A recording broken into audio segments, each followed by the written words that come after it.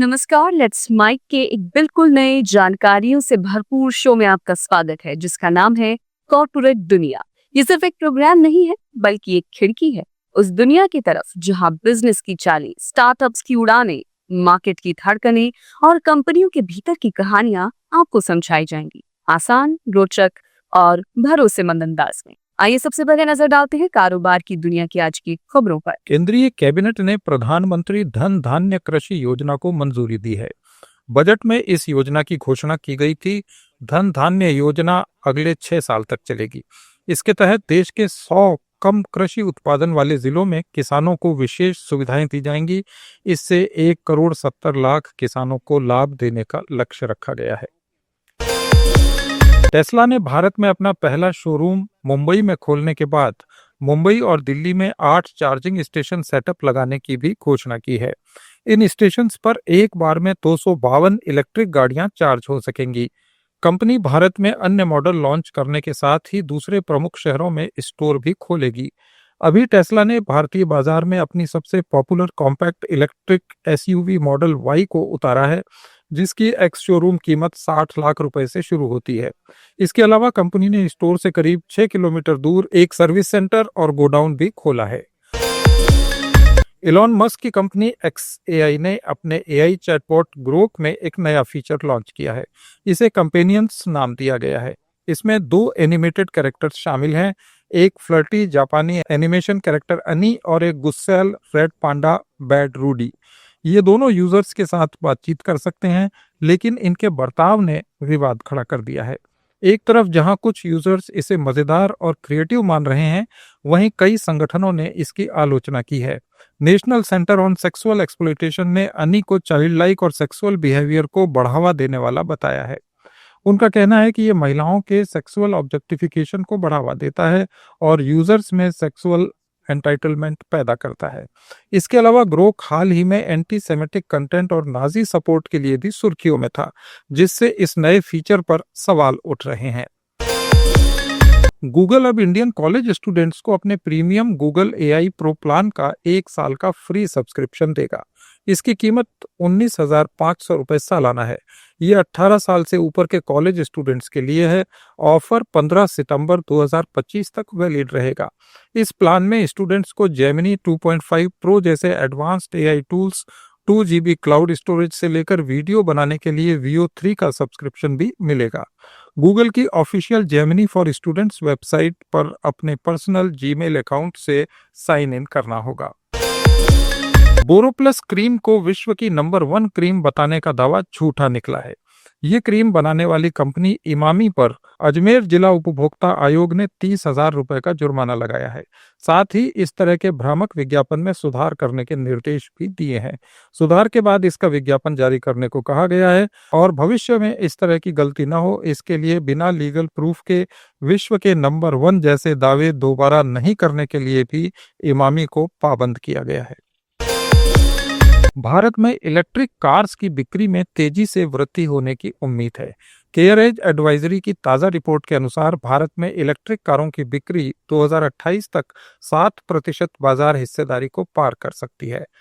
India के electric car ecosystem में 2021 में 5,000 यूनिट से बढ़कर 2025 में 1,07,000 यूनिट की बिक्री हुई, जो 21 गुना बढ़ोतरी है। 2 व्हीलर और 3 व्हीलर वाहनों का EV बिक्री में अभी दबदबा है, लेकिन 4 पहिया वाहन अब सार्वजनिक नीतियों और निजी क्षेत्र की प्रतिबद्धता के समर्थन से तेज विकास के रास्ते पर है। इंडियन फार्मा मार्केट ने इस वर्ष जून में सालाना आधार पर 11.5% की वृद्धि दर्ज की है। एक रिपोर्ट के अनुसार ये नवीनतम वृद्धि respiratory, cardiac, central nervous system और पेन थेरेपी जैसे क्षेत्रों में मजबूत प्रदर्शन के कारण हुई, जिनका प्रदर्शन जून में IPM से बेहतर रहा। मौसमी बदलाव के कारण एक्यूट थेरेपी में वृद्धि जून 2024 के 7% और मई 2025 के 5% की तुलना में इस साल जून में 11% रही। जून तक भारतीय दवा कंपनियों के पास IPM में 84% की हिस्सेदारी है, जबकि शेष मल्टीनेशनल कंपनी इसके पास है। रिपोर्ट में कहा गया है कि जून 2025 में सालाना आधार पर इंडियन कंपनीज की वृद्धि दर 11.6% रही, जबकि मल्टीनेशनल कंपनीज की वृद्धि दर 11.2% थी। केंद्रीय कृषि मंत्री शिवराज सिंह चौहान ने भारतीय कृषि अनुसंधान परिषद के 97वें स्थापना दिवस कार्यक्रम में कहा कि देश में 80 करोड़ लोगों को मुफ्त राशन मिल रहा है। उन्होंने कहा कि कभी हम अमेरिका का सड़ा हुआ PL 480 गेहूं खाने पर विवश थे, आज गर्व है कि देश में अन्न के भंडार भरे हैं, हम गेहूं का एक्सपोर्ट कर रहे हैं। चावल हमारे पास इतना है कि रखने की जगह नहीं है। उन्होंने कहा कि इस साल देश में रिकॉर्ड उत्पादन किया गया है।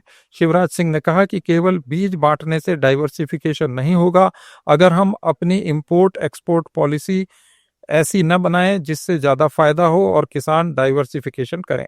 वैज्ञानिकों के सामने चुनौती है कि प्रति हेक्टेयर उत्पादन में दलहन और तिलहन की भागीदारी कैसे बढ़ाई जाए।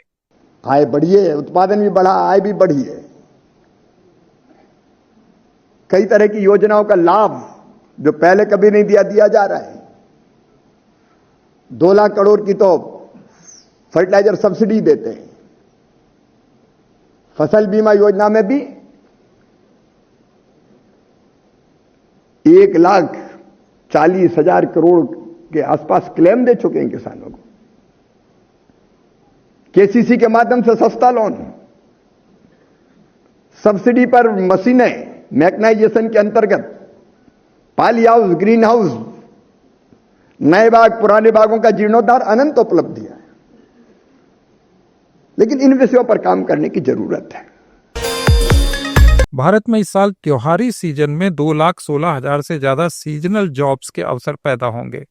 ये 2025 की दूसरी छमाही के दौरान GIG और टेम्परेरी एम्प्लॉयमेंट में सालाना आधार पर 15 से 20% की वृद्धि को दर्शाती है। इस उछाल को बढ़ावा देने वाले प्रमुख क्षेत्रों में रिटेल, ई-कॉमर्स, VFSI, लॉजिस्टिक्स, आतिथ्य, यात्रा और FMCG शामिल हैं। HR service provider Adecco India ने अपनी रिपोर्ट में कहा है कि Rakshabandhan, Big Billion Days, Prime Day sale, Dussehra, Diwali और शादियों के मौसम जैसे प्रमुख आयोजनों को लेकर हायरिंग एक्टिविटीज में तेजी आई है। दिल्ली, NCR, मुंबई, चेन्नई, हैदराबाद, बेंगलुरु, कोलकाता और पुणे जैसे शहरों में सीजनल हायरिंग की मांग काफी ज्यादा है और पिछले साल की तुलना से 19% अधिक है। इस समय लखनऊ, जयपुर, कोयम्बटूर, नागपुर, भुवनेश्वर, मैसूर और वाराणसी जैसे Tier 2 सिटीज में भी नौकरियों की मांग में 42% तक की बढ़ोतरी देखी जा रही है। आर्थिक मामलों की मंत्रिमंडलीय समिति ने नवरत्न केंद्रीय सार्वजनिक क्षेत्र उद्यमों पर लागू निवेश संबंधी मौजूदा दिशा निर्देशों से NLC इंडिया लिमिटेड को विशेष रियायत दी है। इस निर्णय से NLCIL अपनी पूर्ण स्वामित्व वाली सहायक company NLC India renewables limited में 7,000 करोड़ रुपए का निवेश कर सकेगी। NIRL बिना पूर्व अनुमति की आवश्यकता के इस राशि को विभिन्न परियोजनाओं में सीधे या JV के माध्यम से निवेश कर सकेगी। केंद्रीय मंत्री अश्विनी वैष्णव ने बताया कि कैबिनेट समिति ने NTPC लिमिटेड को NTPC रिन्यूएबल एनर्जी लिमिटेड और उसके अन्य ज्वाइंट वेंचर्स कंपनियों में निवेश के लिए 20,000 करोड़ रुपए तक के खर्च के साथ रिन्यूएबल एनर्जी कैपेसिटी स्थापित करने के लिए बिजली के बढ़े हुए आवंटन को भी मंजूरी दी है। NTPC को 20,000 करोड़ रुपए तक का इन्वेस्टमेंट करने की छूट दी गई है रिन्यूएबल एनर्जी में।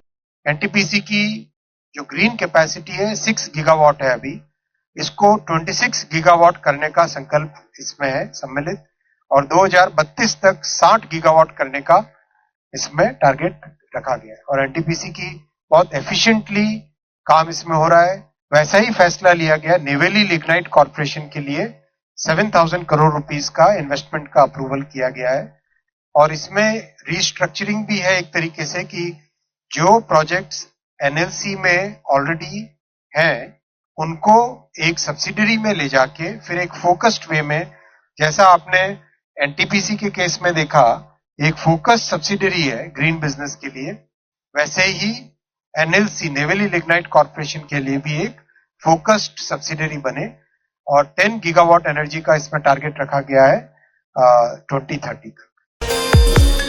भारत के सबसे बड़े सरकारी ऋणदाता स्टेट बैंक ऑफ इंडिया के बोर्ड ने बेसल 3 कंप्लायंट अतिरिक्त Tier 1 और Tier 2 बॉन्ड जारी करके 20,000 करोड़ रुपए जुटाने की योजना को मंजूरी दी है। SBI के एक्सचेंज ने बताया है कि बैंक चालू वित्त वर्ष के दौरान घरेलू इन्वेस्टर्स को ये बॉन्ड जारी करेगा। धन जुटाने की घोषणा के बाद बैंक के शेयर एनएसई पर 2% से अधिक बढ़कर 834 रुपए के दिन के उच्चतर स्तर पर कारोबार करते नजर आए। कभी भारत के सबसे अमीर कारोबारियों में शुमार रहे अनिल अंबानी एक बार फिर सुर्खियों में हैं। उनकी कंपनियां रिलायंस पावर और रिलायंस इंफ्रास्ट्रक्चर ने 18,000 करोड़ रुपए जुटाने का फैसला लिया है। कंपनियों के बोर्ड ने इस फंडिंग को मंजूरी दे दी है। दोनों कंपनियां 9-9 हजार करोड़ रुपए जुटाएंगी, जो क्वालिफाइड इंस्टीट्यूशनल प्लेसमेंट और अन्य विकल्पों के जरिए की जाएगी। हाल में इन दोनों कंपनियों के शेयरों में काफी तेजी आई है और उन्होंने अपना कर्ज काफी कम किया है। राष्ट्रीय स्टार्टअप सलाहकार परिषद एनएसएसी की 10वीं बैठक की अध्यक्षता करते हुए केंद्रीय वाणिज्य और उद्योग मंत्री पीयूष गोयल ने कहा कि केंद्र सरकार स्टार्टअप इकोसिस्टम को लगातार मजबूत कर रही है। टीयर 2 और टीयर 3 सिटीज के उद्यमियों को और सशक्त बनाने के लिए सरकार कमिटेड है।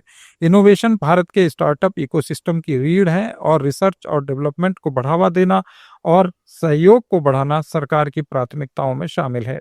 पीयूष गोयल ने कहा कि विकसित भारत 2047 के लक्ष्य को प्राप्त करने के लिए सबके प्रयास बेहद जरूरी हैं। पीयूष गोयल ने डीप टेक स्टार्टअप्स को लेकर रचनात्मक बातचीत की और उनकी चुनौतियों, अनुभवों और सुझावों को समझने की कोशिश की। उन्होंने कहा कि चर्चा में स्टार्टअप्स को पूंजी तक आसान पहुंच, बुनियादी ढांचे का समर्थन, नियामक प्रक्रिया में सरलता और ग्लोबल मार्केट से जुड़ाव जैसे अहम मुद्दों पर विचार किया गया। स्टार्टअप इंडिया कार्यक्रम ने टीयर 2 और टीयर 3 सिटीज में भी स्टार्टअप संस्कृति को बढ़ावा दिया है। अब तक देश भर में लगभग हर जिले में 1,75,000 से ज्यादा स्टार्टअप्स को सरकार की मान्यता मिल चुकी है। ये स्टार्टअप खास तौर पर एग्रीकल्चर, हेल्थ, एजुकेशन, एनर्जी और डीप टेक सहित विभिन्न क्षेत्रों में काम कर रहे हैं। इस साल सामान्य से बेहतर मानसून के कारण कर्नाटक और महाराष्ट्र जैसे राज्यों में गन्ने की खेती और उपज में बढ़ोतरी की संभावना है। रेटिंग एजेंसी इक्रा ने अपनी रिपोर्ट में कहा है कि इस साल चीनी उत्पादन 15% ज्यादा हो सकता है। हालांकि उत्पादन बढ़ने के बावजूद कीमतों में मजबूती बरकरार रहेगी। ज्यादा बिक्री, घरेलू बाजार में मजबूत कीमतों और डिस्टिलरी में ज्यादा इस्तेमाल से वित्त वर्ष 2025-26 में चीनी मिलों का रेवेन्यू 6 से 8% बढ़ने की उम्मीद है। रिपोर्ट के मुताबिक सामान्य से बेहतर मानसून और प्रमुख चीनी उत्पादक राज्यों में गन्ने के रकबे और उपज में सुधार के कारण अनुमान है कि चीनी उत्पादन 2024-25 के 296 लाख टन से बढ़कर 2025-26 में 340 लाख टन हो जाएगा। इथेनॉल प्रोडक्शन के लिए 40 लाख टन चीनी के अनुमानित डाइवर्जन के बाद शुद्ध चीनी उत्पादन पिछले साल के 262 लाख टन से बढ़कर इस साल 300 लाख टन होने की उम्मीद है। घरेलू बाजार में चीनी की कीमतें अभी 39 से 41 रुपए प्रति किलो के दायरे में हैं। अगले सीजन की शुरुआत तक यही दर स्थिर रहने की उम्मीद है, जिससे चीनी मिलों का मुनाफा बढ़ेगा। 10 रुपए के कॉइन्स को लेकर बाजार में फैले भ्रम को खत्म करते हुए रिजर्व बैंक ऑफ इंडिया ने साफ किया है कि बाजार में चल रहे 10 रुपए के सभी डिजाइन वाले सिक्के पूरी तरह वैध हैं और इनका उपयोग निसंकोच किया जा सकता है। आरबीआई ने अपने नोटिफिकेशन में स्पष्ट किया है कि सभी वैरायटी के 10 रुपए के सिक्के पूरी तरह से वैध और चलन में स्वीकार्य हैं। आरबीआई के मुताबिक 10 रुपए के सिक्कों के कई डिजाइन मौजूद हैं, कुछ बड़े, कुछ छोटे, कुछ पर किरणों की आकृति बनी है तो कुछ पर कुछ नहीं, मगर इससे सिक्के की वैलिडिटी पर कोई असर नहीं पड़ता। बैंक ने कहा है कि चाहे 10 रुपए का सिक्का किसी भी डिजाइन का हो, वह कानूनी रूप से मान्य लीगल टेंडर है और उसे अस्वीकार नहीं किया जा सकता।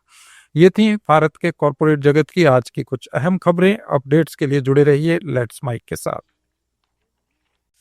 आप सुन रहे थे let's mike more than radio.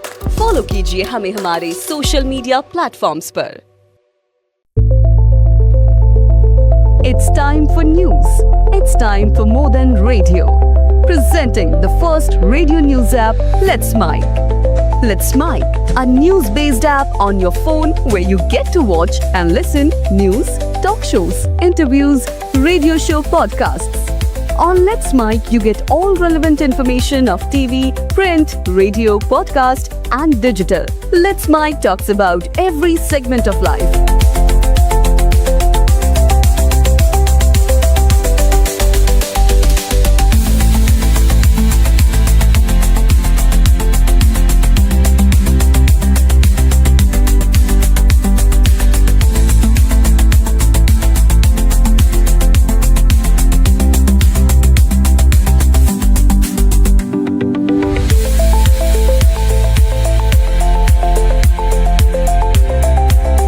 Download the app now from Play Store. Available both on Android and iOS mobile phones.